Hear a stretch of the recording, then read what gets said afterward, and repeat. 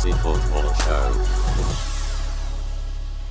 Hello everybody and welcome to Planet FPL, the world where everything revolves around Fantasy Premier League. My name's Suj. And my name is James. This week, only 30% of our lives revolve around Fantasy Premier League. Well, that's dependent. Are you dividing by 10 there, sir? Yeah. Because you might need to divide by 9. Well, yeah, but we've still got 0 points from all of those In which games. case it's 33%. We have, but everybody who's got Man City players or West Ham players is still getting 0 points Let's for get all of their into it. players. How many points are you on? 7. Oh, you're on 7. What have you got?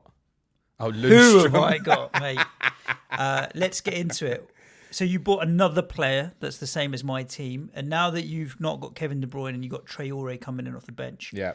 our competition, because you've consistently over the last 3 or 4 weeks been buying players Things that I up. own, is basically Grealish and Charlie Taylor versus Lundstrom and Todd Cantwell.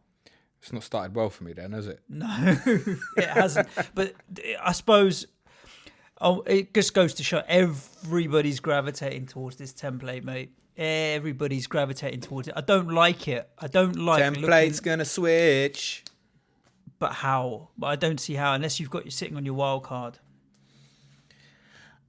Not sure. I think things with doubles and blanks are about to turn things upside down a little bit. I looked at the number of teams I looked at in various mini leagues with Vardy, Jimenez, Ings as the front three. That's me. The number that I saw that have Salah and De Bruyne and Trent and Robbo. That's me. Me as well. I'm the same on all of these. McCarthy in goal is getting particularly popular. Grealish, it's just, oh man. Remember that what you see on Twitter is not necessarily the bigger sphere of what's going on. We've seen it so many times. You say like Alex McCarthy's becoming popular, right? He's in under 4% of teams. Yep. So he's not. No. He's a good differential at the moment.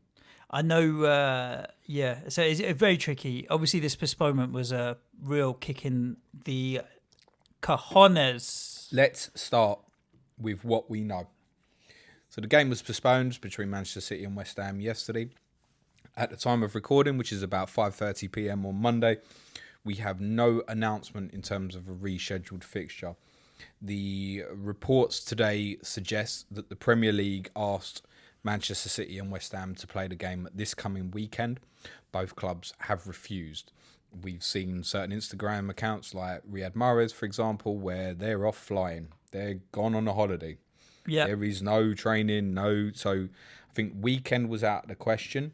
My opinion on the game staying in the game week yesterday was that from announcement, we would probably need an announcement by now for the game to be staying within 26. this game week and for it to be played on either Tuesday the 18th or Wednesday the 19th. I would suggest that because of the complications and that because the Premier League have obviously already approached both clubs about the game taking place this weekend, which has been refused, I would say the deadline of that game taking place within this game week, next midweek, can probably be pushed back a further 24 hours because the first option on the table has been refused. I think both clubs, and particularly Manchester City, although they are going to have a massive backlog of fixtures, want to take this break. Yeah. I don't think the game is happening this game week. I'm afraid to say. Doesn't mean it won't. That's just my opinion. I think the game will be played in game week 29. Right. And why are you picking... I'm not clued up on the fixtures to the extent that you are, but we are obviously out of the Cup. City are not out of the Cup. Correct. So how will they squeeze it? Would it be 2 midweeks in a row for City, basically? No. So let's work on worst case scenarios here. We already know that Manchester City have 2 games to rearrange, the West Ham United fixture and the Arsenal fixture from game week 28 postponed due to City's participation in the Carabao Cup final. Mm-hmm. Should either themselves or Chelsea make the FA Cup quarter-finals, they will also need a rearrangement of their fixture against Chelsea from game week 31. Should either themselves or Newcastle make the FA Cup semi-finals, they will also need a rearrangement of their game week 34 fixture. Right now, there are 3 available midweek slots for Manchester City to play games of football, with the potential of 4 to be rearranged. Now, the first one that comes up is game week 29, because obviously the staggering of the Champions League fixtures. City don't play in the midweek of game week 29, in between their fixtures away to Manchester United on the Sunday and Burnley at home on the Saturday. Wednesday, March the 11th would seem the logical date for Manchester City to play West Ham now. That's not the only option. I mean, Liverpool have shown us the way this season so far. So City could and probably should. So if anyone from the FA or Manchester City is listening to this show, which they should be doing, they could play on a Monday against West Ham at home with their under-16s, and on a Tuesday with their full squad play the Champions League tie away wherever they happen to be on that day. And there's precedent for it because Liverpool have done it already this season.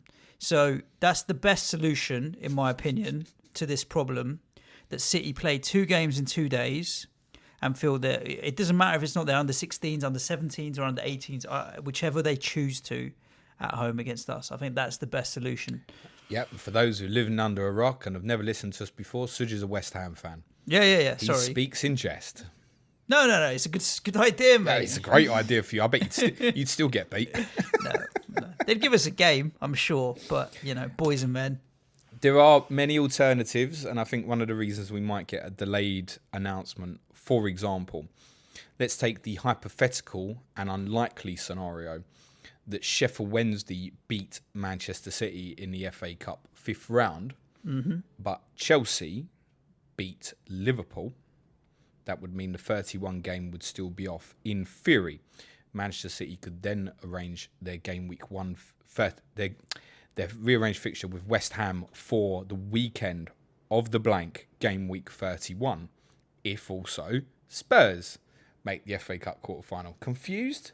Much? No, that makes sense. Both us and City would be out of the cup. Correct, you would both be available. Correct. The problem with that is the FA Cup 5th round midweek fixtures, and Manchester City play on the Wednesday night, I think, is only one midweek, 7 days before the midweek of game week 29. It's not enough time to be organising, stewarding, policing, catering staff, all that malarkey, plus notification, very importantly, for away fans to travel.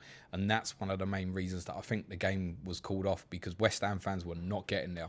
No, the amount of trampolines on train lines is ridiculous. Trains that did get out of London to Manchester, which we would know is normally a 2-hour journey by train, will take in 5 hours. Wow. Roads were off, and apparently around sort of the tram network in Manchester, there were a lot of fallen trees. Made sense to call it off. Yeah, I had, in my mind, it had already been called off on the Friday or Saturday. Honestly, because of the way the fixtures were, I knew I had a fairly clear Saturday, but I hadn't made any plans for the afternoon. And it was only on the Saturday afternoon I thought, I forgot. I've got West Ham tomorrow afternoon to watch on the telly. What am I doing at 2 o'clock, 2:30? Nothing. All right, fine. It wasn't until Sunday morning that I looked. I was like, oh, we're not even the 2 o'clock game. We're the 4:30 game. And then it got postponed. Oh, well. I'd never planned to put it into the diary anyway. Now, I would have watched it. Implications for FPL are important. So you absolutely got to keep game week 29 in your mind, because I think there's a lot of people who say, for example, are sitting there with De Bruyne, Aguero, Mahrez, for example. We know those people are out there. It looks like you're going to be terribly unlucky. I've seen a few that have been treble captain Aguero, vice De Bruyne. You think you had it bad with even Sadio without Mane's injury. even treble or double, like just captaining. There's potentially a future lesson that if this split game week ever comes around again, do pick players on the different weekends for captain and your vice. Might be, I mean, it's not a bad strategy anyway to just pick captain and vice on different games on any weekend in any case. Yeah, just agreed. in case. Yeah. You never know. Something can happen. Player gets seriously ill, injured, death, whatever. So it's not a bad idea to go for different games in any case. But what the City owners do, so if you take the case of obviously the next fixture now, same day as Planet FPL Live 3, 22nd of February, game week 27, away to Leicester. Then a game week 28 blank. It looks like sell, doesn't it? But then if game week 29 is suddenly going to become the double, Hold. Being Manchester United away and West Ham at home, it's hold, isn't it? Yeah. I think this season, in terms of chip strategy and what have you, is going to be so late in decision making for so many people. Yeah, you just got to suck it in, deal with it. Well, on strategy, on that perspective, working on the basis that Manchester City very likely will not play in game week 31, because I think we can predict that they will beat Sheffield Wednesday in the FA Cup. I will almost certainly be free hitting in game week 34. I've decided, irrespective of what Liverpool do at Chelsea in the FA Cup. Mm-hmm. If it was to turn out with the favourite now, as in we know Burnley, Watford, we know Wolves, Bournemouth, if Norwich, Everton gets added to it and it's just those 3 games, I cannot see the gain in free hitting when I've already got, for example, Jimenez, Traore. I'll just go with 4 or 5, I think. Really? I think the thing about game week 34 as well is you can't plan for it until after the FA Cup quarterfinals. So you're not going to know who's playing and who's not playing until after game week 31's gone. So to prepare for it and plan for it, you've got 3 game weeks. You might be in a mess for it. You might work out that it's very nice. But for me, I'm looking at that now and going, right, I can't prepare for it till very late. So I won't prepare for it. I'll just use the free hit on it. I can't see many circumstances now that are going to lead to me free hitting in 31 anymore. No. And if Liverpool do end up playing in game week 31, which I still think they will, like, I really can't see the point as someone who's got 3 Liverpool, 2 Wolves already. If I get, say, Newcastle Villa added to that, I've got Charlie Taylor now, I've got Rico now, I've got Lascelles. Newcastle Villa gets added as well, and nearly got 11 already. Yeah. So can't see where it would be worthwhile for me. That's just a personal circumstance. I'm not saying that's what you should do. Everybody should play their chip strategy the way they want to. Like people have played their bench boost this week. Ouch. I feel like that's even worse than the triple captain. Yeah, potentially. In terms of your luck. Our friend Neil Murray played his bench boost this week. Yeah. However, he's sitting on Richarlison and Dominic Calvert-Lewin. So he's sitting on 33 points, I think I saw. So well done, Neil. I know that Neil's always been one who's been an outside the box thinker. I think he triple captained Aubameyang against Cardiff last year. Yeah. He's always been one who he feels if he's got an advantage, he can take it in a different way. He'll do it. That's absolutely It's what the fine. game is about. There's mate. a lot of looking at 29, or have been already. I think it's 29. It might be 28. No, it must be 29. Looking at the fixtures already, and we're planning to bench boost. This is interesting because, for example, those with budget assets, take, for example, Southampton, home to Newcastle. Yeah. Sheffield United, home to Norwich. Yeah. Wolves, home to Brighton. So selection dilemmas. And you look at the other fixtures, Leicester at home to Villa. There was those who were looking at bench boosting that week anyway. But then if the City play twice, does that now affect it? In the way you might feel there's a greater demand to cut even a bit cheaper just to fit in an extra City player, for example. I really think, personally, put it this way, if the game does or doesn't happen this game week, you can't influence it. If it doesn't, be prepared for game week 29. I think that's the message. Yep. Should we talk about the games from this weekend? All 3 of them. Yes. From 3 FPL teams we can't wait to buy from. Well, Everton definitely a consideration now. 3-1 winners against Palace. Ancelotti doing the business now, isn't he, really? Yeah, he's doing great. Was it the 3rd best record in the league, I think, since he's taken took over? We said that stat last week, so I assume that's still the case, having won again. I don't think they're by, but I think it's now where... Not even the Calvert-Lewin I into think the world. potentially with Calvert-Lewin at like 6.1, people are now in a position where he's now scored 11 goals. 8 in the last 11 as well. Something like that. And people were probably thinking, okay, before Arsenal away is the right time to sell. And I think now looking at it and going, right, are those fixtures as bad as we thought they were coming up? Because the Reds aren't as bad as particularly if you take the next 2, Arsenal away and Man United at home. Don't really feel like 4s right now. They feel like 3s. Yeah. If you consider Everton are a form side as well. Game week 32, 33, Leicester at home, Tottenham away. Game week 29, Chelsea away. Obviously, there's Liverpool at home in there. And there's also the prospect that they are, at this moment, likely to become available in game week 31.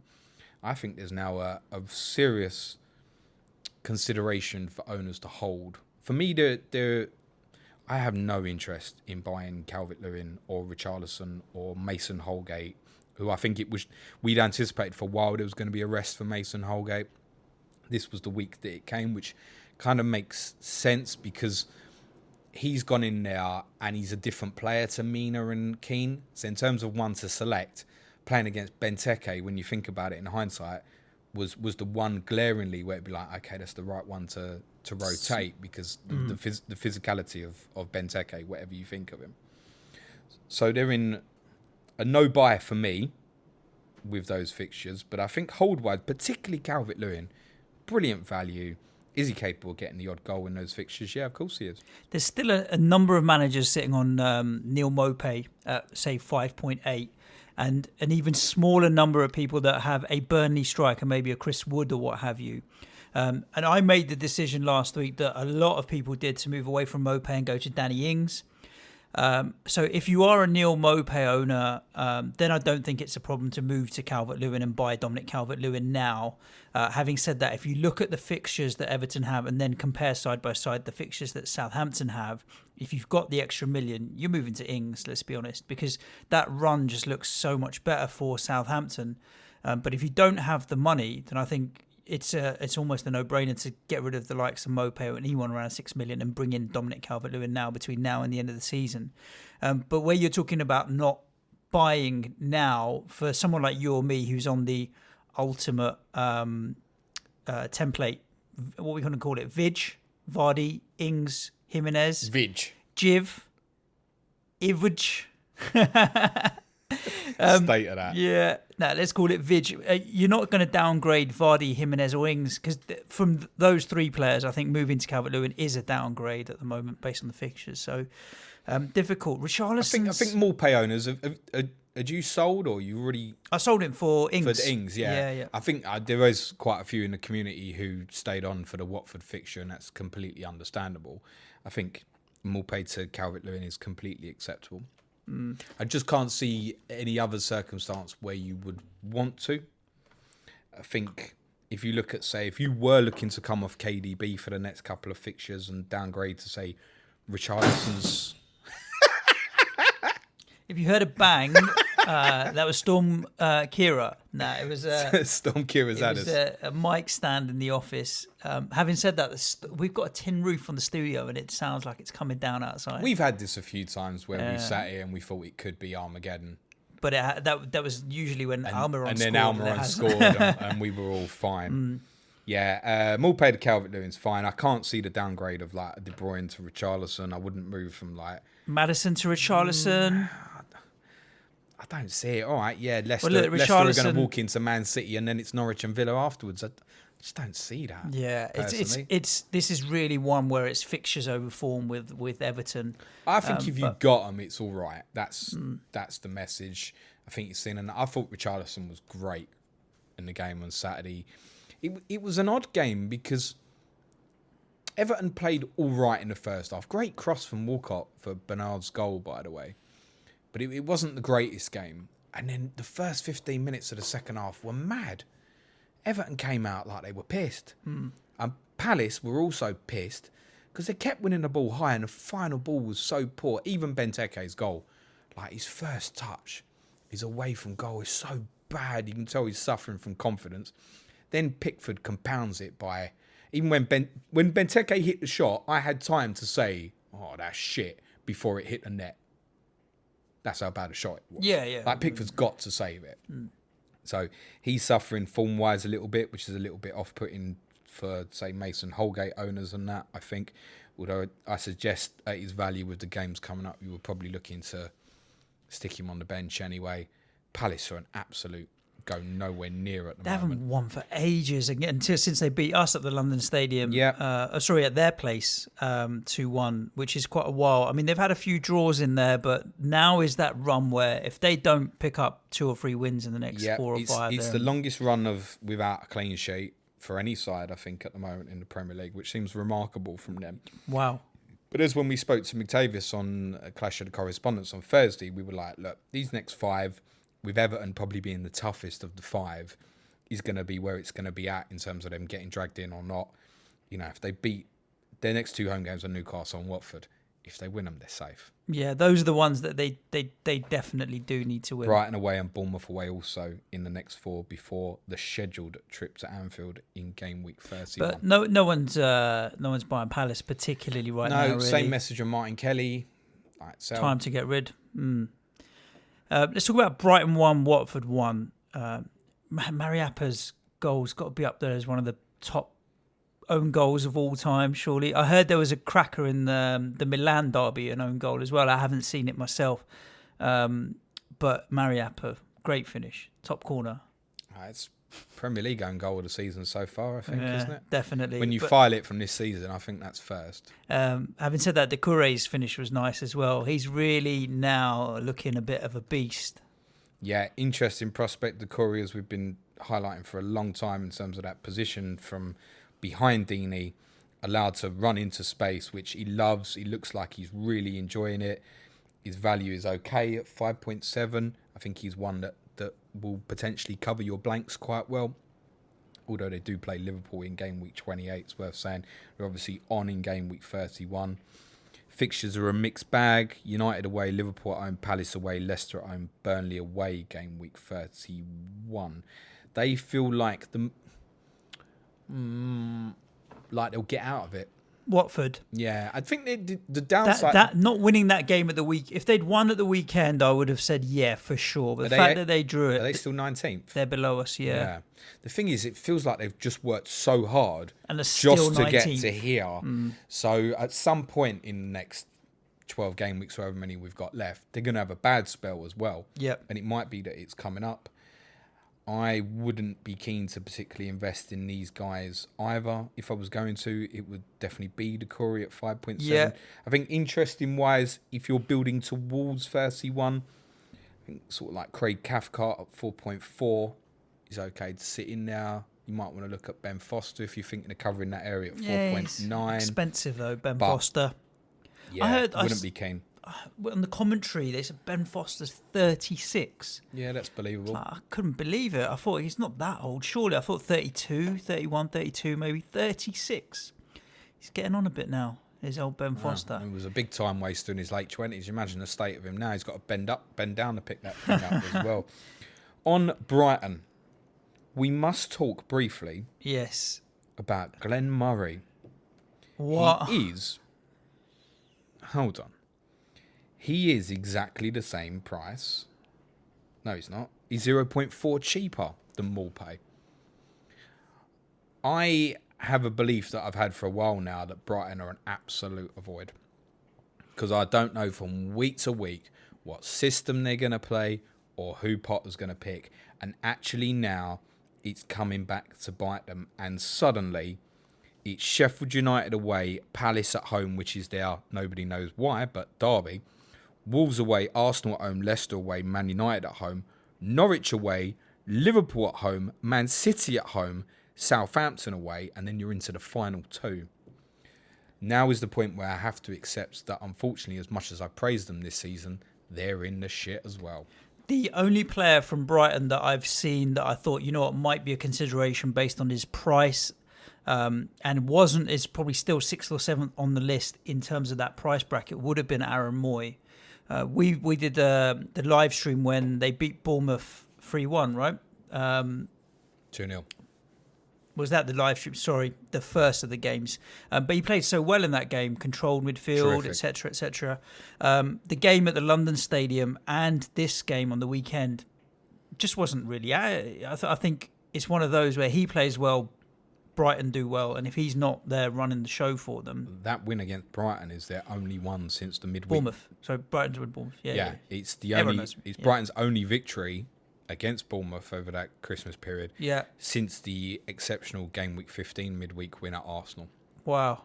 I'm worried for Brighton. I like seeing the fact that they're only 3 points ahead of us, because if we can get up level with them... 1 win in 11. Not good. And actually... when you look over those 11 fixtures, there's no Liverpool in there. There's no Manchester City in there. There's no Manchester United in there. Concerning. Not good at all. So they're in the shitter. I really feel I didn't understand Duffy's back in the team at the weekend ahead of Webster. It's even little things like that. You think, at least the centre backs are safe. Yeah. Like Dunk and Ryan feel like the only two that are safe. Then Dunk didn't play at Tottenham on Boxing Day. I realised there was kind of 2 games in 3 days at that period. I thought Pascal Gross underwhelmed at the weekend. I thought the impressive player again was Solly March. You're talking about Aaron Moy at that value. I think if I wanted to buy in now, I'd rather look at Solly March at 4.6. I don't think with Solly March you can feel that he's going to play every week, though. Even against us away, he was benched as well. But at 4.6, you're probably not starting him anyway, are you? No, I mean, Solly March at 4.6, I'd probably prefer that to Cantwell at 4.9, for example, to save that little bit of money, maybe. If you're going to go into that value, I think you're going to go in and buy someone who's playing 31, really. Unless you know that you're going to free hit that game week, that would make sense. So before I was looking at Brighton, I probably would be looking at who's more likely to play that week. So I would be looking more to pay a bit more for one of the Norwich guys, for example. They look like they're going to play, or can I get a Burnley in there? Would I pay a bit more for a Matinho or Traore? So I mean, Brighton for me, it's just absolutely avoid at the moment. Sheffield United up to 5th in the table. This march goes on. They didn't help me with this not keeping a clean sheet, but apart from that, Lundstrom off the bench. Hands up if you sold John Lundstrom. It's not That's me. It's not as many of you as I think Twitter will make you believe. No, probably not. The advice last week... 227,500 net sales. That's a sizable amount. How many owners does he have now? He has 3.2 million. He had 3.4 historically. And most of those will get... So half the game, roughly, give or take, will get him off the bench if they've benched him or they've got his 7 points anyway. So he's not really in that differential territory of any sort. The advice last week was if you bought up very, very cheap, hold on, because information may become available. And what I mean by that is it could just be that Sanderberg gets an injury and then he's back in the team. Whereas I think for me, say, for example, bought at 4.6, I think it was a very easy decision to sell. And I believe I've made the right decision. He was left out and he came on and scored. Like most weeks, it's going to be a 1. Almost in a way. He came on for 30 minutes, mind. He didn't come on for 10 minutes at the end. How often is he going to come on for... Right, well, that rules out the clean sheet. Yeah. How often is he going to come on for half hour and score? Well, I don't know. He got 22 minutes the week before, 29 minutes this week. Yeah, great. What I'm saying is straight away, you had 2 options with Lundstrom, wasn't you? Because it's a clean sheet as well. Yeah. So that's gone. So half his appeals out the window. So suddenly, in playing 30 minutes every week, is in an odd way, if that's how it's going to be, it's almost worse than having someone who doesn't play at all. And because it's him, you're in that mindset of, the fear, the ownership, etc. For people like me who've sold, I almost feel like him scoring, although it's obviously hurt, it's almost like a blessing. Now people are going to hold. And for me, it's clear at the moment that he's not going to be starting. Once Sanderberg builds up fitness as well, is Berg going to be playing 70 minutes, 80 minutes, 90 minutes? He likes to use 2 changes on his forwards anyway. So he only leaves 1 midfield change, really. Which, I would say he's the most likely. But suddenly he's looking at regular 1-pointers, in my opinion. Yeah, I don't know if I'm fully there yet. I think the feedback from the previous game was that he came on and played really well. He's come on this game and scored. Yep. Will he take maybe Fleck's place or Norwood's place? Will he rotate between the 3 of them now? Obviously, Sanderberg has come in and into the team. But Lundstrom's done everything he can in the last 2 sub-appearances to say, pick me. So I'm not there yet on getting rid of him. But then, I'm in that category A of bought at 4 million quid. I think that's definitely a hold. But the decision more is whether to play him or not. This weekend specifically, it was either him or Rico. And I didn't think the Bournemouth would keep a clean sheet. Sheffield United were going to score. They were at home. So Rico was nailed on 1-pointer. And so at that point, I'll take the 1 point of Lundstrom with the small chance of an attack in return versus the 0 chance of a Bournemouth clean sheet. Well, this is where people are going to have to make a decision because obviously Sheffield United blank in game week 28, but the game week 27 fixture beforehand is Brighton. Game week 29 is Norwich at home. Game week 30 is Newcastle away. You could barely pick 3 more likely fixtures for possible clean sheets. So people have got a decision to make. Agreed with you, definitely there. The thing is, with Lundstrom, you can sell, even if you've bought cheap and just about probably have enough money to get a Basham or a Connell or whoever else you want, a Bulldog. So I really think for those that bought low, hold. And I know there's a great big, but then the value can be used elsewhere. Listen, at that value, 4.0 defender, like he sits third sub. And I think there will be a major benefit for those who got on at that price if suddenly there's an injury. Because it was, what's worst case? He's going to drop to sort of 4.8, 4.7 maybe. He ain't going to be dropping any time fast now after the goal, is he? No. So I wouldn't be rushing to make a decision particularly. On Bournemouth. If you think Brighton's fixture run is looking tough, I mean, Bournemouth's is not easy. What they've got coming up. Burnley away is always going to be a tough away day. Chelsea, Liverpool, Palace at home, Wolves away, then Newcastle home, but then United, Tottenham, Leicester City. Then Man City, Southampton, Everton away. Then you're into the final 2. I mean, yeah, looks tough. Very tough. I was pleased with what I saw of them in the opening of the game. I think they gave some of Sheffield United's mistakes were their own downfall quite early in the game. I thought Bournemouth warranted going ahead. I thought they were the better side for the first 20-25 minutes. I thought Ryan Fraser was particularly lively. It was nice to see Ryan Fraser at what he's best at. I don't think anybody's going near at 6.9 million, even at 2.7% ownership. And there's nothing that I would be looking at from Bournemouth. But they are available game week 31. On the day, they might be someone that you're going to need to look at if you're not going to free hit on that day. Personally, for me, I mean, Rico's he's a lock now for me, third sub nearly every week with the way my team looks at the moment, which means he might start scoring points. I ain't playing him in most of them fixtures, though, am I? No, I'm with you. Don't play Rico. I'll take his 1 or 2 points in game week 31. I'll be better than the 0. If you are free hitting, I mean, look, Callum Wilson now 2 and 3. It's hardly like you could say he's had a turnaround in form, but his mate Josh King is fit and came in off the bench. Yep. They clearly are better when the two of them play together. Yep. So that's something to bear in mind. But I thought it was the first time, because the 2 wide players either side of Callum Wilson, Harry Wilson and Fraser, got involved, got high and got close. And then it allowed, really Billing was the one who would run through from midfield and support.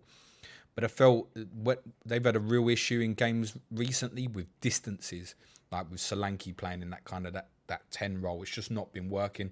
So they went with a more solid base of a more central midfield 3, which was probably to complement what Sheffield United do, actually. And I felt in the earlier part of the game, it benefited them. And actually, by the end, although I'm not saying Sheffield United probably just about deserved to win the game, I was quite surprised that they scored watching the game. I thought Bournemouth are going to get something here. But yeah, below those fixtures are not looking good. I think Callum Wilson is one to consider. Far from fire. Look, if Harry Kane isn't going to... If Harry Kane... 7.4 Callum Wilson. Yes, mate. Look, Rashford's out at the moment. Harry Kane is out at the moment. Callum Wilson's going to want to work his way into this England squad. Callum Wilson's about 7th, 8th on that list, man. You got Ings, Abraham. They're all going to be ahead of him now. I don't know. Callum Wilson's played more international minutes than Ings and Abraham. Rebecca Vardy be ahead of Callum Wilson, mate. Not if he goes on a run between now and the end of the season. If he scores 7 or 8 goals between now and the end of the season, then I think he could work his way into that England squad. Obviously, looking at those fixtures, maybe it's going to be tough. But if I was free hitting in 31, I think I'd be taking a punt on Callum Wilson as one of my players. Yeah, possibly. I wouldn't be against that. Depends what the fixtures are. And I think the way it would look at the moment, the ideal front 3, if it's the 3 games that are favoured, would be Jimenez, Calvert-Lewin, Chris Wood. That would be your free hit front 3 at the moment, wouldn't it? Wouldn't be Callum Wilson. No. How's your maths? It's not too bad. 1,350 minutes. I'm trying to figure out how many minutes, how many games of football Harry Wilson has played this season now. I'll do the maths here. 15 games. 7 goals, 1 assist for our friend Harry Wilson this season in 15 games. Decent. It's a return every other game. Yeah. Yet he has never finished. He's only once finished 90 minutes. Do you think it's in his loan contract from Liverpool or something that he's got to be subbed and he can't play a full 90 minutes? Well, I don't know. The last three, 88, 90, 71. Two before that in the Watford defeat was 74. It's a bit better. He's starting to get... He just can't. He won't play the whole night. Okay, 2 games he's finished 90 But minutes. then Here. if you're going to make an attacking sub and your front three are Harry, Callum and Ryan Fraser, he is going to be the odd one out for Josh King if you want to maintain that same formation, isn't he? Yeah, perhaps. So it shouldn't be a surprise. No, I just think he's he's had a good season, Harry Wilson, for being out on loan and doing what he's done. For the minutes he's played, 82 FPL points is not bad at all, but I wouldn't consider him, especially now Josh King's back. No, I fear for him going back to Liverpool next season. I mean, he's really not going to get into that team or get any minutes, but he's proved himself to be Premiership quality, in my opinion. So he's going to have to either bide it out as on the subs bench or He's the sort of one I could see. Move on. He's the sort of one I could see Liverpool letting go with a buyback clause. Yeah, I mean they've just got so much strength in depth. Right now, would they even want to buy him back? He'd be way off the first 11, way off at Liverpool. Yeah, but he might develop into something more. Obviously, set piece taking is fantastic, very good. Yeah, interesting. I just think I like to watch Harry Wilson play. He's a good footballer. I just think, why don't you just give him the whole game and actually really let him develop? That's it. Games. So grateful to see Bournemouth lose and the Brighton-Watford draw because it's kept the relegation battle very, very, very tight. I was looking at it on Sunday. I was like, if we win today, we could go 15th here because we could have. That's how ridiculous it is down at the bottom of the table now. Listen, if that game had gone ahead yesterday, you're 18th now. If the game had gone ahead, you'd be 19th. Nah, no chance. You don't see ridiculous 4-5 nils when the conditions are that ridiculous and torrential. Yeah, I don't think so. I think you do when West Ham turn up. Nah, we'll see. Should we talk about some of these Twitter questions that we've had? While I pull up the old Twitter questions, can you remind everyone about the 22nd of February? I can. 22nd of February. If Manchester City and West Ham, it is a day. It's a Saturday. If Manchester City and West Ham United is not rearranged in this game week, do come and watch Manchester City's next fixture with us away to Leicester, February 22nd at Shack Bar and Grill in Manchester. Doors open at 12 o'clock. Come and watch me sweat my bollocks off watching Spurs away to Chelsea, which will probably be more interesting than the fight for the top 4. 3 o'clock podcast. 4 o'clock quiz. 5:30 Leicester versus Manchester City. Tyson Fury versus Deontay Wilder about 12 hours after that. Yeah, no. 9 o'clock bed. Just a tip. A few people have been asking about hotels. It's not cheap in Manchester for those that are travelling up. Do look at places outside of Manchester, Stockport, Oldham. There's a few others, depending on which direction you're coming from. If you don't tell them where we're staying. I haven't. Good. Have you booked it yet? Yeah. Oh, okay. All done and dusted, mate. We're staying in London and driving. Mate, I've got a hot tub in my room and everything. How much are tickets? To my room. That'll be free. They are £9 plus Eventbrite's £1 of flesh of booking fee, whatever they charge as well. But £9. If you're coming in groups, they're £7.50. I'm sure I saw that £8.68 on the site. That was the £7.50 ticket with booking fee. Now it's £9 plus booking fee. It's about £10 something. I see. Any money that's left over, I'm sure we'll be drinking on the day with the guests that join us. Please do come. I think we're at 60 plus, are we? 57, 58, something like that. It'll be a blast. It'll be a good Don't laugh. even worry about the podcast. Just come and meet community and watch football. Yes. And we'll have fun.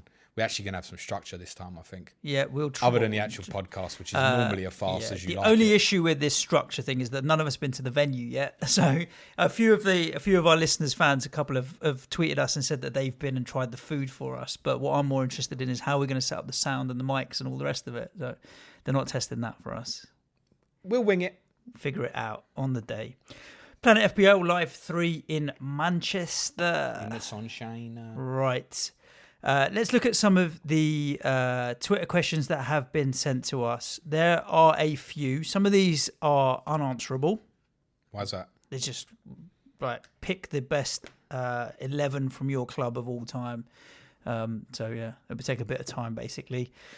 But right. Loris, Walker, King, Alderweireld, Vertonghen, Dembele, Modric, Gascoigne, Bale, Ginola, Kane.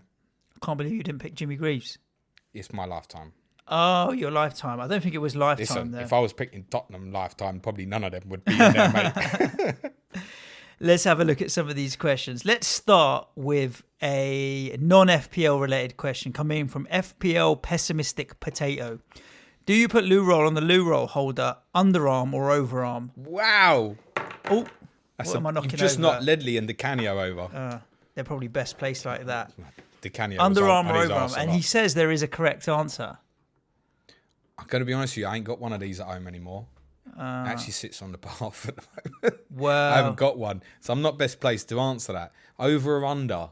I'm underarm. Is that underarm? I think the one on the left. I think the answer's under, isn't it? Yeah, I think I'm under as well. Yeah. Yeah, I don't know. why. It's a long time since I've done it. I don't know. Underarm. Pessimistic Potato. Tell us, is it underarm or overarm? And anybody else, jump on his tweet question. And nice question. Put it in there. It's a bit shit, but. Yep. Just week. Gabrielle, who hasn't asked a question for a while, and recognise that. Been a while since I sent a question, so you do get it asked. I'd be curious to hear your hypothetical FPL 11s or just a few recommendations if you were to make up ground to get into the top 100k or even top 10k now. Interesting debate now. Who's going to break through? Look, the Everton players look like they're breaking through. Yeah, Richarlison, Calvert-Lewin, in spite of what's happened, sort of Aguero's, Mahrez's. I mean, City do have the fixtures. Odion, Son, to be honest, is the sort of I one think Son's ownership is particularly low, and he could break maybe through. help you climb. Bruno Fernandes might be an outside shout. Or Aubameyang could cut the home games. Yeah. Arsenal aren't looking the best at the defensively, moment. Southampton are quite lowly owned. Sheffield McCarthy, United, you Jack may want to Stevens. double up on them. Well, with Sheffield United, most people got the coverage, haven't they? Yeah, it's more doubling up or tripling up instead of just having the one. Yeah. Jamal Lascelles, okay-ish run for Newcastle. They've got an all right run. Newcastle. I think Jimenez, I know Jimenez is quite well owned, but I think Jimenez ownership will rocket in the next couple of weeks leading towards 31. What about a sideways Leicester punt on like Harvey Barnes, potentially low ownership, and still could bring in the returns if you're wanting an alternative to maybe Maddison's of the world? Quite a people have dropped off like Sionku, haven't they? Yeah. So go back, or Chilwell, Ricardo Pereira, Johnny Evans, the goalkeeper. Yep. Loads. Hope you had a pen and paper there. Mikel Antonio. That'd be a one-game punt before he pulls his hamstring or gets himself injured in a nightclub doing a dance again. FPL Cartel. If the podcast wasn't based on FPL, would you still pod, and what would it be about? Football. Tune into the People's Poll every Monday. Yeah. What would you want to pod about if it was not sports related? Women. So, I'd probably. So we'd go from one subject that we're not doing very well, FPL, to another subject. I reckon we punched above our weights. We could have made a good poll in our teens doing it. I think. Yeah, Good pod even. I would love to, and I think I'm getting a bit past this now because my boys are 7 and 6. But I'd love to do a podcast on parenting. I'd love to do that. Do you know what? That's a decent shout. Now I've got one as well. Yeah. I think parenting. That would be an interesting topic because of just getting into the psychology of how mental kids are. They do my head in sometimes. Or how mental it is to be a father. I went. Why did I make that? Why did I have that extra drink? Why was there a power cut that day? You know, all of that. It's just. Why did Harry Kane score against Arsenal? My eldest. You've seen that Henderson and Salah both had kids, didn't they? Yeah. Exactly 9 months on from the 4-0 against Barcelona. Apparently so. I saw that. Didn't Jordan Henderson call? I don't know if it was a joke. Called his kid Divock or something. Did it? No. I think it must have been a wind up. James Milner put to it Divock assist or something like that. Oh, maybe that's what I saw. Yeah. I wouldn't mind. It's funny how the kids are just the most annoying little shits in the world, and yet you can't help but they can be so good as well. My mum wouldn't get out of bed to go to school this morning, 7 o'clock. He was like, "No, I'm sleeping." I was like, "What do you want me to tell your teacher? That you're sleeping?" He goes, "Yeah." Like, oh man. I don't know. Yeah, parenting is the answer to that question, probably. The advice I wouldn't is- do, like, food is not really my cup, like food Nah, blogging or travel. I'm not nah. really bothered by any of that kind of stuff. Nah. The advice on parenting is if you're thinking about it, just think twice about it. We have a question coming in from, let me pick one, Jamie Dodd at JD Suker. Assuming City get a mini double game week, who's the best triple captain, Sane or Laporte? Mane. Mane still. Sane or Laporte. Oh. Aguero. Still. Yeah, I think so as well, especially with fixtures against what you'd call fodder, like West Ham can be. Manchester United. Is that what you're saying? Well, if one that's of what the it turns two. out to Listen, be. with double game weeks, you're rarely going to get to play a 19th and 20th. The one thing we didn't say about, obviously, 29 I think is most likely. Then they'll have one in 34. This treble in 37 is still a massive possibility. Yeah, I've got I'm a beginning feeling- to think it will happen. Yeah, the more we creep closer towards it, the more it's likely to happen. John Rogers at Brainlove on Twitter. John, thank you for your question. We need to talk about Kevin. With blanks and bad fixtures, is it time to drop KDB? Well, blanks, there's also doubles to chuck in here. I would have strongly considered maybe letting him go for Son if the game had happened. And it was out the way, you mean? But Yeah. with the prospect of a double in 29, I'm not selling. No. What price did you buy Kevin at? Oh, 9 early, point something. 9.6 Look, he's maybe. at 10.8 now. So that's I'm not so worried about that. the value. Because I don't really Once want- you're gone, you're not going back. Listen, the one mistake I made with Mane the other week as well was like, I don't really want that sort of value sitting on the bench. But enforced for 1 week, if you take me the game week 28 week, when obviously they don't play, I've got 4.2 million defenders who I now intend to start in Lascelles and Charlie Taylor, who are Newcastle and Burnley are playing each other. Yep. 0-0 please, thank you. So, like, timing wise, these things are on in my head when I'm trying to structure my bench at the moment. But yeah, if it was to be confirmed that City definitely won't pay 29, then I would think, even in spite of what I've said about Son, that's so obvious to Brent to Son. So obvious. Yeah, I'm holding for now, but if anyone's moving away from Kevin De Bruyne now, I don't really. I'm not against it. I just think that if you do move away from Kevin De Bruyne now, the likelihood that you go back for him between now and the end of the season with only like 12, 13 game weeks is probably very low. You're not going to be getting him back. So decide what you're going to do for your City coverage, because you're going to want one of them. They're still going to be the top goal scorers in the league this season so far. Are they? So you think so? I'm not convinced by that. I don't know. I think they'll be These eggs are battering gonna, a few. there's been so much talk of, will Liverpool start resting people for the Champions League and that. City are a far bigger concern for that. In terms of what will he do? I suppose, never yeah. know, if you do we? factor that in, then perhaps. But They, they're at gonna score least a lot with of goals. Liverpool, they'll have targets, be it unbeaten, 100 points. Constantly, they're going to keep having targets through this season, whether it's record, whatever. There's going to be so many targets and records they can hit. Manchester City will finish this league season in second. Yeah. Finished. Matt Derbyshire, who is an Everton fan, and he says, as a Blue, Holgate is in great form as centre I back think there's a number of toffees coming to this live show, you know. over Keane. Does Holgate go to the Euros? He's flexible and can play at right back. I mean, we've talked about our right back position being so much strength and depth that do we even need coverage at right back? Whether or not that's a selling point, I don't know. Perhaps if we... I think he probably won't, because I know we kind of covered England's squad on not this morning's People's Poll, but last Monday's. On reflection, I think the one oversight I had on that poll was not to include Tyrone Mings because of the balance of him being left-footed as well. Yeah. So I think you probably at the moment, he's not going to take 5 centre-halves. I can't see why he would. And bearing in mind one of them, Joe Gomez, could comfortably cover at right back, you're probably looking at Gomez, Maguire, Stones, Mings. I would have thought. And I think in terms of his flexibility, in terms of positioning, it would actually probably be more of interest the fact that he has played a few times in holding midfield recently. Would actually be more to his benefit, I would say. This question's for you, so you can answer it while I sort out the camera. How was the football quiz you went to a week or so ago, James? That's coming in from Andre. Yeah, it was very good, Andre. We'll do it again, and when we go again, I'll tweet it out, and hopefully more people will join in and come. was a cracking night, that. Boozer in Angel, North London, Islington. Regular Thursday night gigs, all football. There's nothing else. Really good night. Yeah, we'll go again. That was good fun, that. Won a bit of cash. Should do. Food vouchers, wasn't it? It's better than a kick in the nuts. Free dinner, isn't it? Like, Yeah, whatever. Nice. Which FPL asset, this is coming in from Morpheus Fire, which FPL asset is at greatest risk of coronavirus? And if so, do we transfer or hold? Well, I think Igalo. Please don't say Asian player. Nah. Igalo is not able to go on the Manchester United tour because he's come from China. And they were like, if he goes out on tour, then, and they tighten up the border restrictions on people travelling from certain countries that have been over there. But Igalo... Would that be an...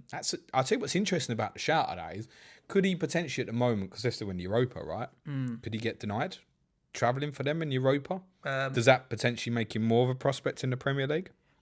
You know what? The amount of media time he's getting from Man City and what have you, I think he is going to get a lot of game time, Igalo. I don't think he's been bought to be stuck on the bench. Man City? United. Manchester, you know what I mean. I know what you meant. I don't know. What do you think? Who's it Game between time? then? Are we just naming any player? Who's most likely I'm to not get really it? answering it from that kind of point of view, but I'm just thinking Igalo. Tell me, Igalo, mad to buy? 6.5 million? Mad. It's a massive gamble without any information. 0.3% ownership right now. It wouldn't. It's not on my radar at all. Current We ownership. talked about Calvert-Lewin replacements or moving to him. You know, Igalo never even come up in the conversation. Nah. There's nothing to see here till we've seen something, I think. And United's fixture run, it's not the best either. Was it Chelsea, Everton, Man City? Something like that, isn't it? Yep. I think there's Watford at home in there as well, isn't it? Which is bound to score in fairness, against his old club. I think it's Chelsea, Watford, Everton, City, isn't it? It's not the best run. No. Either, so not for me. No. Right, this one's coming in from FPL Tractor. Which FPL rule would you add, change, or remove? I don't overthink these things too much. Yeah, I don't Plus, think the as game well, is what it is. We've said this a lot of times when we're doing our Sky pods, is saying, okay, look, the FPL game has this format. People say this all the time, what do you prefer? I just go, well, the FPL games like that, the Sky games like that, Telegraphs like that, Dream Teams like that. They've all got different formulas do what works for you. And rules. So the BPS is always the one that annoys people, because I would like to see during the game how that BPS is being earned, which is not accessible. Someone will find the website to make it happen. I'm sure some developer out there make it happen.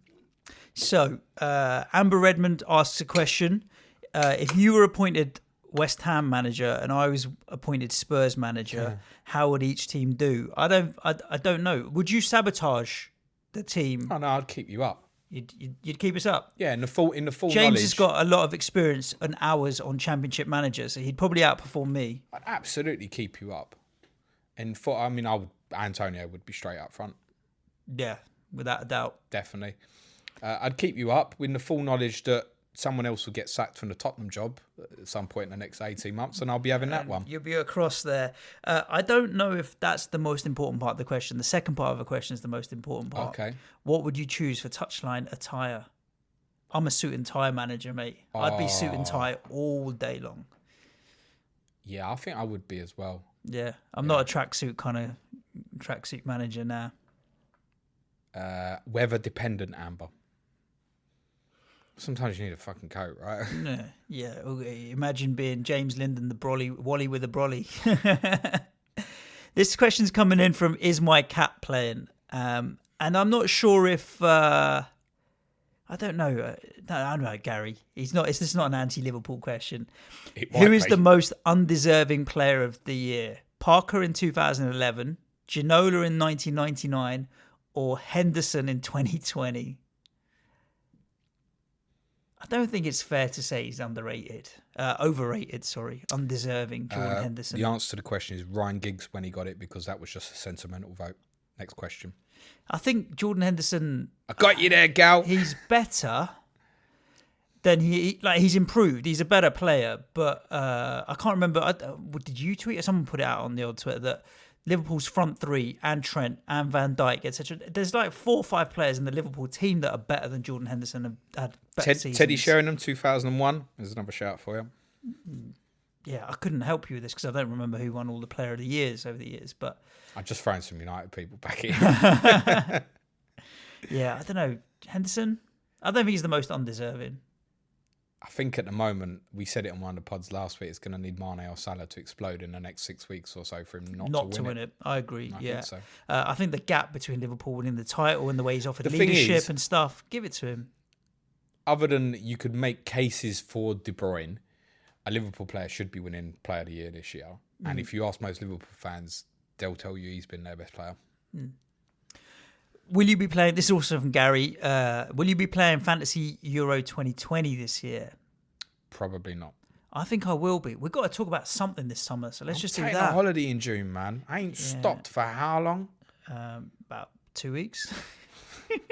I'm gonna play Euro 2020 this summer. I've never played an international tournament. McTournament.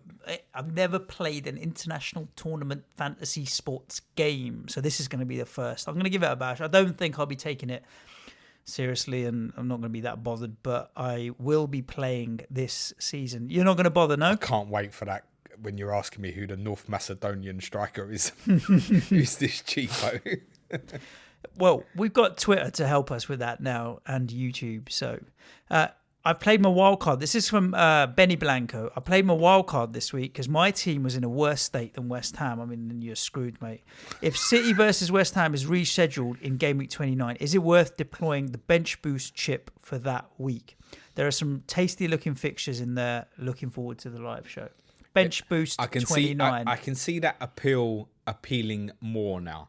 There's a few that have openly said on Twitter that they're already looking at 29 as a bench boost. You know my opinion, what I'm going to say. 100%. In my opinion, it should be used in a wild card. I use a reference. Close to the wild card, you mean? Sorry, used in a double game week. Oh, okay, yep. To reference what I think I said in either the final plan or the stream I did on Friday, look at your bench, your 4 weakest players. If I take me in a double game week and I put my 4 weakest players on the bench and they score me 2 points, 2 times over, 16 points. That is what I would want from a bench boost. Can you look at your bench and look at it and honestly say, that will get me more than 16 points? If it can, go for it. Next question coming in from Pirlo's Pen. They've got some squiggles in the old Twitter handle there. This is one for both of us and follows on from our question about Lionel Messi this morning, and I'll come back to you and explain to you about that in a second. Would you buy Trent next season for £9.5 million? No. Again, it's another one we was talking about on my stream on Friday. And I said to the guys listening on there that if he was 8.5, I wouldn't even think twice. I said that it was only at 9 million that I would ask questions. I think at 9.5, I would probably pass, actually. 9.5 is quite expensive. You get Robertson and Van Dijk, and if they're in the 6s and 7s... It won't be. Trent, as long as he's fit, Trent will be in my team game week 1. The only other thing that will affect that is England's participation in the Euros, because the kickoff for next season is now August the 8th, which is inside a month of the final. But don't worry, England are going out in the last 16 anyway. So as always. Well, not as always. Just we're going to play someone. Most of the time. We're going to play someone better than us in that round. Most of the time. Who are we scheduled to? I think you did tell me this on one of the shows. If we win the group, we'll play one of Portugal, Germany or France. There we go. Sounds like fun, doesn't it? A question to wrap up, James. Oh, just tell everybody about the Messi. Why I said the Messi question. We released the pod on Monday morning, depending on whenever you're listening to this, about Messi. And why he is joining Tottenham Hotspur this summer. And why we would both buy him at £20 million in FPL. You need to listen to the show. I'm not going to tell you any more than that. Have a little listen to the People's Poll from this week. It's a little chat about Messi, which, I mean, it's very difficult to talk about Lionel Messi, in my opinion, and not smile about it. Yep. Right, so the final word goes to FPL_jam. FPL_jamlam on Twitter. I love a bit of jam.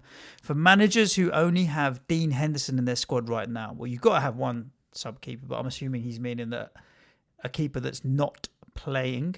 Do you think it's worth a free transfer or even a -4 to upgrade a second goalkeeper to fill in for him in 28 and 31? I need to use my other free transfers to be able to fill 10 outfield players for 28 anyway. Or go without a goalkeeper. With this talk of how many players is enough for game week 20, 31, 28. I'd be very tempted to get one. However, the combinations... Well, yeah. The issue with that is the combinations between 28 and 31 aren't the best. So I think Burnley have... I don't know if Burnley have, actually. I'll tell you in a minute when it loads up for me. Burnley have... It's certainly Watford in 31. Newcastle away 28. That's the best one. It's Pope. But do you want to have that money invested in Pope and Henderson when we've already highlighted those brilliant fixtures that Sheffield United have either side of the 28 blank? And of course, irrespective of whether they make or don't make the FA Cup quarterfinals, Henderson would be ineligible for their 31 United fixture game against Manchester United anyway. So I guess there's a small possibility that they could play Aston Villa in game week 31. Unlikely, but possible. I would ride through the fixtures and just leave it be and go without a goalkeeper, because you're going to get your game week 28 fixture back anyway. So you're only talking about that's one. That's the sort of one where I would Sheffield United. So Villa Sheffield United from game week 28's got to be rearranged, right? And there's no rush for them to rearrange that fixture. I would say that if Newcastle make the FA Cup quarterfinals, there's half a shot Villa Sheffield United to be in 31. And that adds another game into the mix. That needs Sheffield United to lose to Reading, it needs Man United to beat Derby, it needs Newcastle to beat West Brom. But if those three occurrences all happen, I would say Villa and Sheffield United in game week 31 is a possibility. In terms of arranging the fixture, that makes far more sense than it going in a random midweek fixture. A few people said to Curveball. A few people said to me, "Oh, there's only been 3 games. What are you going to talk about?" Well, there you've had your answer in about 1 minute, 1 hour, 2 minutes. That'll do for this week. Well, it's not all you're getting this week. Just remind everyone what else we got this week so that they can know that they need to tune in. Tuesday, tomorrow, already recorded a trip down memory lane a little bit on Tottenham with no games to review. We go over things like our favourite ever Spurs West Ham games, favourite goals, some memories from the past, a bit of a trip backwards. Wednesday's Sky FF, and we suddenly reassess all these fixture permutations now that the Man City West Ham game has been called off. Thursday's Clash of the Correspondents features Adam Hopcroft and Ricky Saunders, Aston Villa and Tottenham. Friday, there's no final plan because there's no game week deadline. Suj has told me I'm not allowed to tell you what we're doing. No, we are releasing a podcast on Friday. You do need to tune in on Friday. We may drop a few hints on the old Twitter along the way as we're leading up to Friday, but do tune in. One more announcement, James. Okay. And we didn't talk about announcing this now, but we're going to anyway. Uh-oh. And it's only like 10% of people are listening this late into the podcast. I thought you was going to say it's only going to take 10 minutes. No, it's not. We've got more shows still to do today, James. For those of you who listen on Apple phones... Oh, you're doing this now? Why not? Those that you listen on Apple phones, Apple have a very nice podcast app where you can go and store all your podcasts. iTunes is iTunes and they dominate the world. So a lot of our listens come from iTunes. The majority I think because it's just so much easier to find your podcasts on there. For those like you and me who are Android users, you've got Spotify and SoundCloud and Stitcher and Podbeam and Acast and this and that. There are a dozen different podcasting platforms that you can go on. However, if you go to Google Play Store, the App Store for Google Android, and type in Planet FPL, you will now be able to download our very own Android app where all of our podcasts are in one place. So you don't need to jump and shop around between Spotify and this, that, and the other. Free of charge. All the content that we produce audio-wise is in there. Knock yourselves out. Just download the app and you'll find Planet FPL there. Just open the app once a day. There'll be a fresh podcast. How much does it cost? Free. How much does it cost? Nothing. for now. Don't emphasise. They might start charging 99p. Yeah, you're all getting It's charged free. soon, mate. So any Android users, do download the Planet FPL app if you want a simple, easy place to find your podcast. Look, you might like Spotify or SoundCloud or wherever else you listen to your shows, so you don't have to. The podcast will be in all of those places as well, but you should consider on Android downloading the app. I like that. Well sold. There we go. That's it now. Now we've said enough. Boom. Ciao for now. Cue music, man, Shard.